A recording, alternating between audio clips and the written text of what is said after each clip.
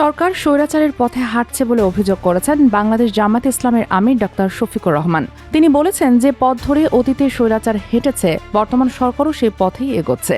শনিবার রাজশাহীতে আয়োজিত বিভাগীয় সমাবেশে এসব কথা বলেন তিনি।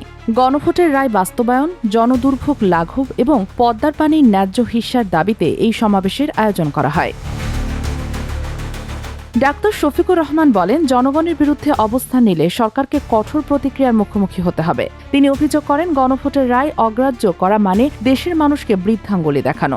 জনগণের মতামতের প্রতি সম্মান দেখিয়ে গণভোটের রায় বাস্তবায়ন করলে জনগণ ক্ষমা করবে। সরকারি দলকে উদ্দেশ্য করে তিনি বলেন, সংস্কারের প্রথম দফার সঙ্গেই আপনারা গাদ্দারি করছেন। এ সময় দেশের রাজনৈতিক পরিস্থিতি, জনদুর্ভোগ এবং পানি বণ্টন ইস্যুতে সরকারের কড়া সমালোচনা করেন তিনি। Sheikh Masuma, news desk, daily our Bangladesh.